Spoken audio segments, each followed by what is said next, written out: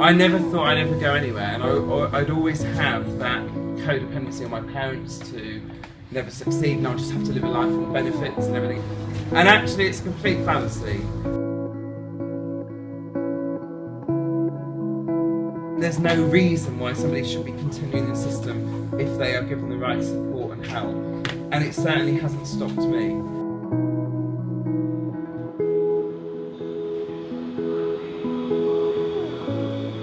Yeah, tomorrow's conference should be quite good actually. The kind of way that I look at it is, I'm not there to sort of justify why they've invited me to talk. They actually want that kind of lived experience expertise.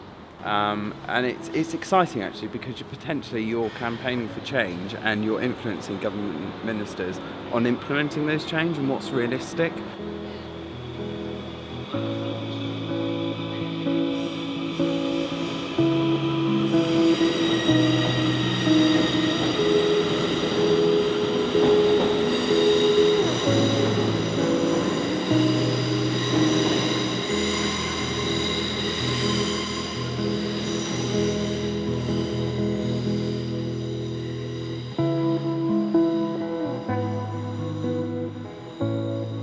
If I was sat here and I was in constant anxiety, I'd be sort of looking at the composition of the chair over there, and I'd want to know, well, why did the designer think of it like this, and that specific element of wood, and if I was walking along the road, I couldn't just walk, I'd have to kind of work out the composition, the chemical compositions of the pavement and it just gets, you can't breathe, and actually it feels like somebody's got my head in a vice and it's getting tighter and tighter and tighter, and you feel like you're going to explode. It's about taking a reality check. It's called, in psychological terms, radical acceptance. So the radical acceptance of today is that I'm presenting my story, but also how they can improve and monitor outcomes of service users. And really, I just keep it in perspective. I think, okay, it's a room full of clinicians. Maybe in the past, I would have thought, oh my God, I'm not going to know as much as them, but actually that's not what I'm there for. Well, that's all clinicians do, with Dad. They just literally, oh well, you're in a crisis, we'll just give you diazepam and wait for it to pass. They don't actually create any intervention that's more effective on the long-term basis. Who was that? Mother. Everything Mother. okay? Yeah, no, because my dad's on a bit of a low at the moment. I was finding out if he'd managed to get to work, because he runs his own business, and at the moment I've been sort of running that as well as all my own stuff, because I'll do it free of charge, because they need the money coming in.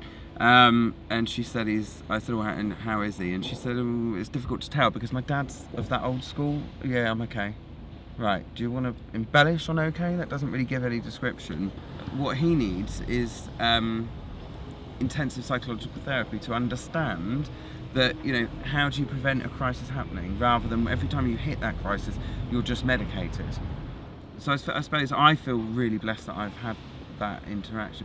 But I only got that intensive psychological therapy because it all started when I was 16, when I attempted to take my own life. And actually, that's the point. Why does it have to get to a drastic stage before you can have the sort of crucial care that you need? Yeah. I don't normally use a roving mic for Q&A in here just because the room's a bit I've got small. quite a loud voice, don't I?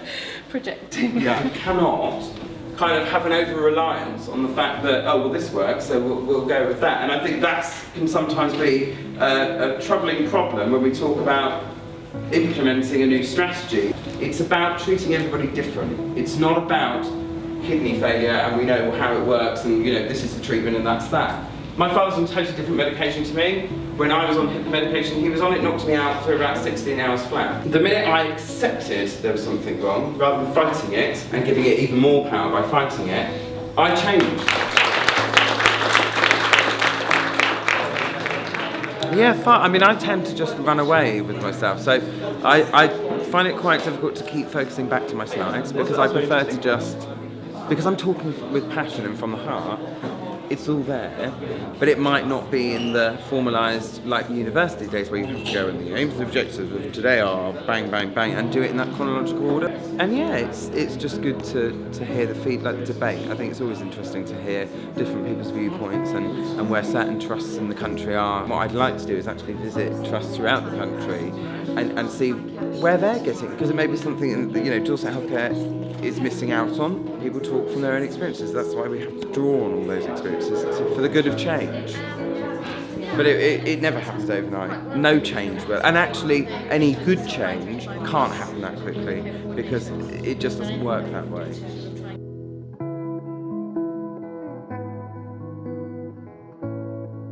The most important thing that I'd like to get out of delivering the work that we do is for people that never ever are fortunate enough never to come across it, have some compassion.